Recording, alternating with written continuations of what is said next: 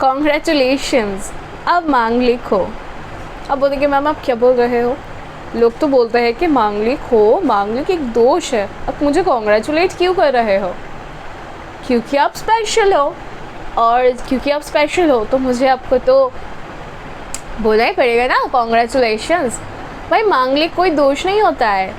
मंगल जब first house में आते हैं, फोर्थ हाउस में आते हैं, सेवन्थ हाउस में आते हैं, एट्थ हाउस में आते हैं, 12th हाउस में आते हैं, तो इसको कहा जाता है मांगलिक positions. Even according to South Indian astrology के अकॉर्डिंग भी जब आपकी मंगल सेकंड हाउस में एंड 9th हाउस में भी आते हैं तब भी कहा जाता है कि आप मांगलिक हो। तो यार अगर 1 2 4 7 8 9 12 यानी कि 7 घरों में, 7 के 7 घरों में मंगल बैठने से अगर आप मांगलिक होते हो तो कितने ही और घर बचे। तो मतलब इस दुनिया के ऑलमोस्ट 70 to 80% जो पीपल वो मांगलिक ही है। ये मैं नहीं बोल रही हूँ, ये एक हिसाब बोल रहा है, ये मैथ बोल रहा है। तो फिर क्या आपको लगता है कि 70 to 80% लोग बुरे हैं, बेकार है, और उनसे किसी की शादी होने से दूसरे इंसान की मृत्यु हो जाती है? चल चल चल, ऐसा नहीं होता, ऐसा कुछ भी नहीं होता। फर्स्ट ऑफ ऑल मांगलिक को दोष बोलना ही अपने आप में एक गुनाह है। बिल्कुल सही सुन रहे हो। मेरे जो गुरु है वो उन्होंने कभी हमें नहीं बताया, कभी भी नहीं बताया कि मांगलिक दोष है। वो हमेशा बोलते थे this is a special position and ये जो वो लोग होते हैं ना, वो लोग स्पेशल होते हैं, उनके अलग सोल पर्पसेस होते हैं। ये इस दुनिया में एक अलग सोल पर्पस को कैरी करके आ रहे हैं जो कि इनको इस लाइफ स्पैन में उसको कैरी फॉरवर्ड करना है। बहुत लोग होते हैं जिनको ये समझ बहुत अर्ली एज में आ जाती है कि उनके जो है वो पर्पस क्या है, क्यों उनकी मार्स की प्लेसमेंट इस घर में हुई। अगर मान लो कोई भी घर, फर्स्ट हाउस, फोर्थ हाउस, तो वो क्यों हुआ और उसके लिए उनको इस अपने इस जन्म में उनको वो क्या कर्म करना पड़ेगा। तो ये बहुत सारे लोगों को बहुत अर्ली एज में पता चल जाती है। तो वो लोग जब उस पर काम कर लेते हैं तो उनको कभी कोई प्रॉब्लम नहीं होती है। मैं आपको 1 लाख प्लस हॉरोस्कोप्स दिखा सकती हूँ, क्योंकि मेरे जो डेटाबेस है, मेरे खुद के डेटाबेस, मतलब जो भी मैंने हॉरोस्कोप्स देखा है अभी तक, ठीक है। तो मैं लास्ट के 5 ईयर्स से मैं प्रैक्टिस कर रही हूँ। मैं एस्ट्रोसेज, एस्ट्रोटॉक, ये सारे प्लेटफॉर्म्स पे हूँ। तो मैं ना एक काम करती हूँ, मेरा ये आप हॉबी भी बोल सकते हो, पैशन भी बोल सकते हो। एस्ट्रोलॉजी एक्चुअल में मेरा पैशन ही है। तो मैं ना जब भी मुझे कभी भी मांगलिक हॉरोस्कोप्स मिलते हैं मैं उसको सेव कर लेती हूँ अपने डेटाबेस पे, ठीक है। तो मैं आपको ये सारे के सारे हॉरोस्कोप दिखा सकती हूँ जहाँ पे मैं आपको दिखा सकती हूँ कि वो लोग मांगलिक है लेकिन उनके मैरिड लाइफ में कोई इशू नहीं है। और ऐसे भी मैं आपको हॉरोस्कोप दिखा सकती हूँ कि जहाँ पे 7th हाउस की जुपिटर है लेकिन उनके मैरिड लाइफ सही नहीं चल रही है, या तो उनको शादी ही नहीं हो रही है या फिर शादी के बाद भी उनको तकलीफ़ आ रही है। वो क्यों आ रही है उसके लिए अलग टेक्निक है, वो मैं आपको बता रही हूँ। लेकिन एक चीज़ मैंने हमेशा नोटिस करी कि जब मतलब एक नॉर्मल हॉरोस्कोप है, उच्च का सूर्य है, कर्क राशि की चंद्रमा है, कर्क राशि के जुपिटर है, ये बहुत ना एक्चुअल में ये लोग बोलते होंगे, एस्ट्रोलॉजर्स बोलते होंगे कि यार बहुत अच्छी हॉरोस्कोप है। नो, एक्चुअल में ये बहुत अच्छे हॉरोस्कोप्स नहीं है, ये नॉर्मल हॉरोस्कोप्स है। ये लोग नॉर्मली आते हैं इस दुनिया में, नॉर्मली काम करते हैं, नॉर्मली चले जाते हैं। अरे अच्छे हॉरोस्कोप तो मैं उस हॉरोस्कोप को बोलती हूँ जहाँ पे मान लो फर्स्ट हाउस है, मकर लगन है, उसमें जुपिटर बैठ गया, मतलब नीच का लेकिन लगन का जुपिटर। मुझे पता है कि मैं थोड़े से डिरेल हो रही हूँ एक्चुअल में। मैं कभी भी सीक्वेंस में मैं किसी भी चीज़ को नहीं पढ़ा सकती। मेरे को किसी भी चीज़ को डिटेल में समझाने के लिए बहुत सारे साइड बाय साइड बहुत सारी चीज़ें मेरे को ऐड ऑन करना होता है। चलो मैं फिर से अपने टॉपिक पर आती हूँ। तो फिर क्या सीन है मैम, मंगल ने क्यों इतना धूम मचा के रखा है ना? मंगल ने धूम मचाई हुई है पृथ्वी पर। ऐसे ही शायद पृथ्वी ने भी शायद मंगल ग्रह पे धूम मचाई हुई होगी कि पृथ्वी के इस पोजीशन में ये रहने से ये प्रॉब्लम होती है। जोक्स अपार्ट, चलो वीडियो को स्टार्ट करती हूँ। एक्चुअल में जब मंगल आपके फर्स्ट हाउस में आ जाते हैं तो व्यक्ति थोड़ा सा क्या हो जाता है, सेल्फ ऑब्सेस्ड हो जाता है। उसको बहुत जल्दी गुस्सा आ जाता है, उसको किसी भी चीज़ को, क्योंकि देखो मार्स वो एनर्जी को कैरी करता है। वो अगर आपको किसी भी काम को करवाना है, जो एंथुसियाज्म चाहिए, जो पावर चाहिए, जो एनर्जी चाहिए, वो सिर्फ मार्स दे सकता है। वहाँ पे अगर मार्स आता है तो वो किसी भी काम को बहुत जल्दी करता है। जब तक वो टास्क वो कंप्लीट नहीं कर लेता वो शांत नहीं बैठ सकता है। और उसकी जो फोकस होती है, क्योंकि फर्स्ट हाउस में मार्स बैठ के उसकी जो 7th दृष्टि होगी वो 7th हाउस पर होगी, तो इसको बहुत इजीली पार्टनर भी मिल जाती है अपना लाइफ में। ठीक है, पार्टनर से मेरा मतलब वाइफ नहीं है, पार्टनर यानी ऐसा पार्टनर जिसके साथ वो, देखो 7th हाउस से रिलेशनशिप होती है, पार्टनरशिप होती है, बिजनेस होती है। तो फर्स्ट हाउस में जब मार्स आते हैं ये बोलता है कि यार सब मैं करता हूँ, मैं ही तो हूँ, मैं सब कर सकता हूँ, मतलब ओवर कॉन्फिडेंस। ठीक है, अगर कभी कोई इंसान आपको मिल जाए जो कि हमेशा हर काम को करने के लिए सबसे पहले खड़े होते हैं, नहीं डरते हैं, लाइक कहीं पे एक्सीडेंट हो गया मान लो तो सारे लोग डर से भाग गए, लेकिन कोई एक बंदा आता है। अभी बहुत रिसेंटली हमने एक वीडियो देखा कि एक एक्सीडेंट हो गया था, वहाँ पे एक छोटी सी बच्ची आई, उसने वो ऑटो को ऐसे उठा दिया, फिर उसको बहुत सराहाया गया। आई डोंट नो कि उसके क्या डेट ऑफ बर्थ है, क्या है एक्चुअल में मुझे नहीं पता, बट मुझे वो बच्ची जब दिखी, वो वीडियो जब दिखा तो मुझे याद आ रहा था ये बच्ची के ज़रूर इसके हॉरोस्कोप में फर्स्ट हाउस मंगल होंगे। मान लो उसकी क्या ही वज़न है, उसने अपने वज़न का भी ख्याल नहीं किया, उसने उसकी जो पावर है उसने उसको पुश किया और वो कार्ड था वो उड़ गया, और फिर मतलब ये किया ना, वो हीरो है। आई रियली डोंट नो कि उसका क्या प्लेसमेंट है हॉरोस्कोप में ग्रह के, आई रियली डोंट नो, मुझे वो तो देखना पड़ेगा, लेकिन आई अज्यूम कि ये प्लेसमेंट हो सकता है। और मैं बस आपको फर्स्ट हाउस मंगल की एनर्जी को समझाने के लिए ये एग्जाम्पल को मैं यूज़ कर रही हूँ। ठीक है, अब आते हैं अगर ये मंगल 4th हाउस में आ जाता है। ठीक है, अब देखो ये मैं सिर्फ घर की बात कर रही हूँ, लेकिन यहाँ पे अलग अलग राशि में अलग अलग रिजल्ट्स होंगे। अगर फर्स्ट हाउस में यही अगर ये अपने राशि में बैठ जाता, कि एरीज में बैठ जाता, मेष राशि में बैठ जाता, वो बहुत अच्छा करता। वही था, ये जो बच्ची का मैंने एग्जाम्पल दिया वही था, उसको वहाँ पे टास्क करना है, मेहनत करना है। ठीक है, तो ये अलग है, इस पर मैं वीडियो बनाऊंगी बाद में, लेकिन ये अगर मतलब ये बहुत लंबी वीडियो हो जाएगी, फिर वो मैं कभी अलग अलग करके बनाऊंगी। अब मैं 4th हाउस का बताती हूँ। जब 4th हाउस में मंगल आएंगे तो वहाँ पे मंगल बोलेंगे, क्योंकि 4th हाउस तो है घर का, घर है, लग्जरी है, सुख है, माँ की सुख है, कार्ड है। यहाँ पे जब मंगल आते हैं तो पहले तो घर की शांति बर्बाद होती है, ख़राब होती है, घर का माहौल बहुत ख़राब हो जाता है। अब बोलेंगे मैम अभी तो आपने कॉन्ग्रेचुलेशन किया था, अभी तो आपने शुरू किया कॉन्ग्रेचुलेशन से, अब आप बोल रहे हो घर का सुख चैन ख़त्म, क्यों? अब यही तो स्पेशल पोजीशन है। अगर ऐसी सिचुएशन इस बंदे को नहीं मिलेगी, अगर इसको सब आराम से मिलेगा तो ये बंदा एक्सेल नहीं करेगा, क्योंकि 4th हाउस पे मंगल बैठ के वो दशम भाव को दृष्टि दे रहे होंगे, उसकी 7th दृष्टि 4th हाउस से दशम भाव को देख रही होगी। ये वो बच्चे होते हैं जो घर में बचपन से लड़ाई देखते हैं, उनके माता पिता के अंदर झगड़े देखते हैं, उनको बचपन से ही एक ज़िद उनके अंदर बन जाती है कि मुझे कुछ बनना है, मुझे कुछ करना है, मुझे बस इस घर से बाहर जाना है, मुझे अपने आप को प्रूफ करना है। और ज़्यादातर मैंने देखा है, ये सारे ही जो भी मैं बता रही हूँ, एक्सप्लेन कर रही हूँ, सारे के सारे मेरे ऑब्जर्वेशंस ही मैं बता रही हूँ कि ये लोग ज़्यादातर केसेस में या तो आर्मी में चले जाते हैं, पुलिस में चले जाते हैं, एयर फोर्सेस में चले जाते हैं, जब मतलब जहाँ पे बहुत कम एज में 17, क्योंकि आपको पता होगा कि आर्मी, एयर फोर्स, नेवी में आप 17 एज से जा सकते हो। इवन कुछ कुछ एग्जामिनेशंस तो 60 के एज पे भी आप दे सकते हो।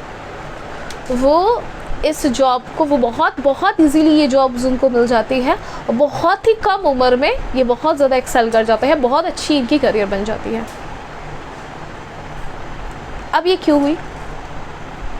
अगर इनका घर शांति से भरा हुआ होता, इनकी मदर की हेल्थ सही होती, इनके मदर इनको हमेशा खाना खिलाते पिलाते सुख से रखते, तो 16 साल के बच्चे में इतना ज़िद कैसे पैदा होगा? एक 16 साल की बच्ची के अंदर इतनी ज़िद कैसे पैदा होगी?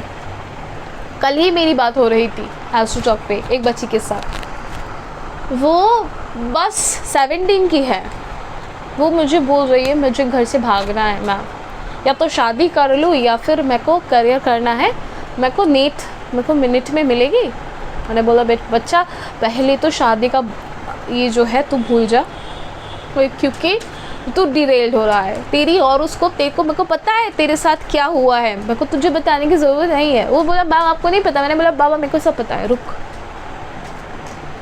तू रुक जा बाबा, तू बस मेहनत कर, मार्च के बाद तेरे को निट में मिलेगी, फिर तू ऐसे ही घर से दूर चला जाएगा क्योंकि तू मेडिकल कॉलेज में चला जाएगा पढ़ने के लिए। तो इतनी कम एज में ये डिटर्मिनेशन बन जाती है, ये इतना डिटरमाइंड हो जाता है कि हमें ये कुछ बनना ही है, कुछ करके दिखाना है, ये 4th हाउस मार्च की वजह से होती है। तो कुछ अगर आपको बड़ा चाहिए ना, कुछ अगर आपको बहुत जब आपके पास सब कुछ होती है ना, तो आप कुछ नहीं करते हो। बहुत कम केसेस में कर भी लेते हैं, वो 10% की होते हैं कि सब सही था, उन्होंने सब सही किया। लेकिन कुछ जब सही नहीं होता है, कुछ भी जब उनके पास अवेलेबल नहीं थी, उस टाइम पे जिन्होंने एक्सेल करी, वो रेशियो ऑलमोस्ट 80 to 90% है। And I am the example of one of them. मेरे खुद के जो पिता है वो रिक्शा पुलर थे, ठीक है, और मेरे को ये बताने में बिल्कुल शर्म कुछ नहीं है। I am proud of him. मेरे मम्मी लोगों के घर में जाती थी, उनके बच्चे या फिर कोई बुरी या जो भी बीमार होते थे उनको देखभाल करती थी, उससे पैसे आते थे, ऐसे हमारी ज़िंदगी करती थी। But we are happy with them, like क्योंकि हमारे हॉरोस्कोप में वो स्पेशल पोजीशंस थे कि हमने भी बहुत कम एज में, मैंने भी मेरे भाई ने भी बहुत कम एज में बहुत हमारी अंडरस्टैंडिंग बन गई, ठीक है। चलो अब आते हैं 7th हाउस के मंगल पे। ये इसमें मैं बहुत कुछ बोलना चाहती हूँ। क्यों? क्योंकि 7th हाउस मंगल जब आएगा तो लोग बोलेंगे कि यार आपकी शादी ऐसे बंदे से करो जो मांगलिक है। लेकिन क्यों? वो क्लियर नहीं है, वो नहीं अच्छे से बोल रहा है।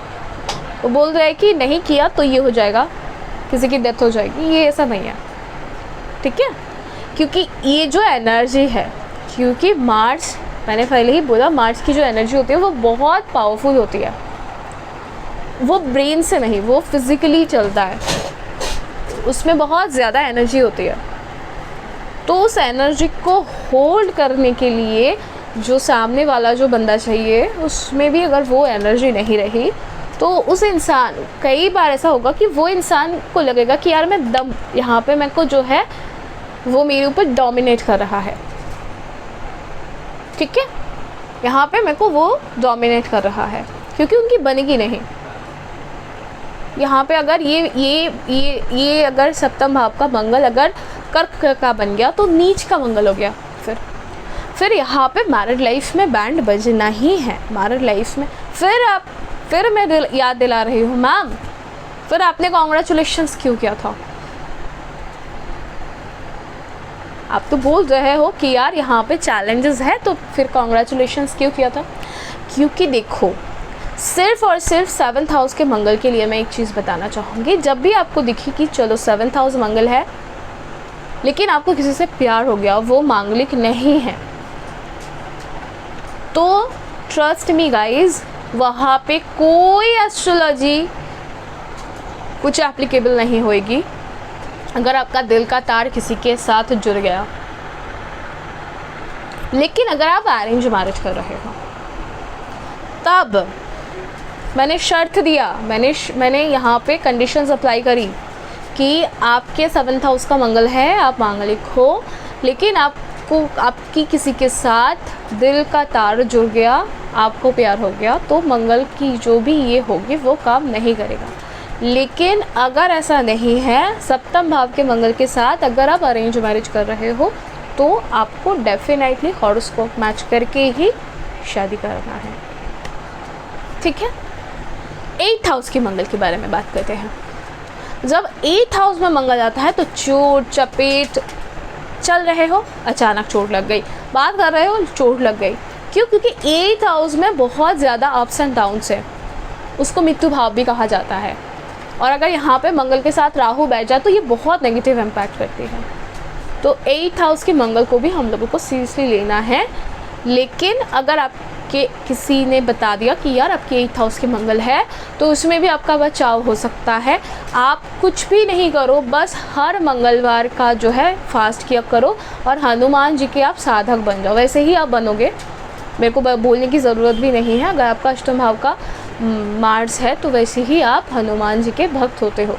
कई बच्चे होते हैं ना कि जन्म से ही हनुमान जी के भक्त हैं, तो आप देखेंगे, नोटिस करेंगे कि वो 8th हाउस के मंगल की वजह से ये होती है। ठीक है, और 8th हाउस के मंगल में क्या करना होता है, ये लोग क्या बहुत अच्छे से कर लेते हैं, किस में एक्सेल करते हैं। अच्छा, 7th हाउस का मंगल भी क्या किस में एक्सेल करते हैं।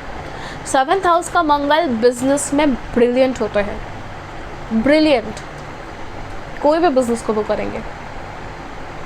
ठीक है, और वो खुद के मालिक होते हैं, ऐसा एम्पायर खड़ा कर देते हैं कि लोग देखते रह जाते हैं। लेकिन अगर यही 8th हाउस में ये मंगल आ जाती है तो investigating officer, CBI, astrologer, navy या ऐसा कोई काम जो कि गुप्त रह के करनी होती है, जिसकी परिचय आप बहुत इजीली किसी को नहीं दे सकते हो। अक्ल की नॉलेज आपको हो जाती है, अंदर की नॉलेज आपको हो जाती है, रोबोटिक्स में आप चले जाते हो। ठीक है, ऐसे फील्ड्स में आप वहाँ पे बहुत अच्छा कर देते हो। ठीक है, कहानी लिखना, ऑथर, क्योंकि ऑथर बनने के लिए आपको डीप सोच की ज़रूरत होती है, और वो डीप सोच आपको स्कॉर्पियो में जाके मिलेगी या तो पाइसेस में जाके मिलेगी, है ना। ये मंगल अगर 12th हाउस में बैठ जाए फिर फॉरेन ट्रैवल्स करवाएगी। आप जब बाहर जाएंगे तो आपकी जो है दृष्टि, आपका अलग व्यू होएगा। आप ब्यूरोक्रेट्स बन जाते हो, IAS बन जाते हो, बहुत अच्छी करियर बनती है। यहाँ पे आप फॉरेन से जाके अच्छी, क्योंकि फॉरेन 12th हाउस से आपकी जो है फॉरेन की एनर्जी दिखती है। लेकिन हाँ, यहाँ पे आपका स्लीपिंग साइकिल बिगड़ जाता है, क्योंकि 12th हाउस यानी स्लीप, आपका बेड प्लेजर। यहाँ पे भी 12th हाउस में अगर आपकी मंगल बैठी तो आपके कहीं ना कहीं मैंने देखा है कि रिश्ते में, मैरिड लाइफ में प्रॉब्लम होती है, और वो यूजुअली फिज़िकल रिलेशनशिप को लेकर होती है कि यार यहाँ पे मैं, इनके नीड थोड़े होते हैं, वो मैं क्या बोलूँगा, ऐसे बोलना सही नहीं है, क्योंकि देखो मार्स शोल्जर है, मंगल शोल्जर है, उसकी एनर्जी वो पावरफुल है, तो उसको उसके नीड्स होंगे, ये बहुत कॉमन है। उसको आप चैलेंज नहीं कर सकते, उसको आप नहीं बोल सकते कि क्यों है ये, क्यों नहीं बोल सकते हो आप, बस है वो एनर्जी। तो अगर अब से कोई आपको ये बोले कि यार आप मांगलिक हो, तो आप उनसे ज़रूर पूछना कि मैं कौन से घर की मांगलिक हूँ। मैं 1st हाउस की मांगलिक हूँ, मैं 4th हाउस की मांगलिक हूँ, मैं 7th हाउस की मांगलिक हूँ, या मैं 12th हाउस की हूँ, या फिर मैं 8th की हूँ, क्योंकि मेरे को फिर उसके बाद के बारे में पता है ना। अब एक चीज़ मैं बताना चाहूँगी, क्योंकि साउथ इंडियन एस्ट्रोलॉजी के हिसाब से अगर आपकी 2nd हाउस में भी मंगल आती है तो भी वो लोग उसको भी मांगलिक पोजीशन कहते हैं। 2nd हाउस में मंगल बैठने से जो होता है, यहाँ पे इंसान की जो है बोलने के तरीके थोड़े से रूड हो जाते हैं। ये लोग मीडिया सेक्टर में ज़्यादातर मैंने देखा है कि ये लोग न्यूज़ रिपोर्टिंग में एक्सेलेंट इनकी करियर होती है, ब्रिलियंट होती है लॉ फील्ड में, क्योंकि यहाँ पे मंगल ये नॉर्मली बात नहीं कर सकता, इसको ये होगा यार बता, और straightforward to the point, इधर उधर की बातें मत करो, जो बोलना है वो बोलो। वहाँ पे उसको क्लैरिटी चाहिए, जब तक उसको वो क्लियर आप नहीं बताते हो फिर वो आपको उसके बातों से वो आपको मार देगा, ठीक है। तो ज़्यादातर जो आपको न्यूज़ एंकर्स होस्ट मिलेंगे, जो लोग सवाल पूछते हैं और कड़वे सवाल पूछते हैं, लॉ को भी मैं इसमें कंसिडर करती हूँ। हालांकि 6th हाउस मंगल से भी लॉ होती है, तो उसमें बंदे बहुत अच्छे काम करते हैं। फिर मैम 9th का क्यों छोड़ रहे हो, 9th का भी बता दो। यस, 9th का भी मेरे को बताना है कि अगर आपके 9th हाउस में मंगल आ रहे हैं तो आप ध्यान रखना कि यहाँ पे लक कभी भी आपके फेवर में गेम नहीं करेगा। तो मैम कॉन्ग्रेचुलेशंस क्यों करी थी? चलो फिर ट्विस्ट देती हूँ। इसलिए करी थी क्योंकि मैंने बोला ना, जब चैलेंजेस आएंगे तो आप अड़ जाते हैं। जो लोग 9th हाउस मंगल वाले लोग होते हैं वो अड़ जाते हैं। यहाँ पे पिता के साथ भी इनकी रिलेशनशिप थोड़े से बिगड़े हुए होते हैं। पिता कुछ और बोल रहे होते हैं, ये कुछ और बोल रहे होते हैं। इनको लगता है कि ये सही है और इनके पिता भी इनको सही ही बोल रहे होते हैं। यहाँ पे अपने पिता की बात को सुन के, पिता की गाइडेंस को फॉलो करके एक्शन लेना थोड़ा सा चैलेंजिंग होता है। लेकिन अगर आपने वो कर लिया, अगर आपने अपने पिता की बात मान ली, तो आप सक्सेसफुल बनते ही हो, ठीक है। और 9th हाउस के मंगल में आपका लक क्योंकि आपके साथ नहीं देता, आप देखोगे जब जब आपको लक की ज़रूरत पड़ेगी तब तक वो आपको डुबाएगा, तब तक वो आपका साथ छोड़ेगा।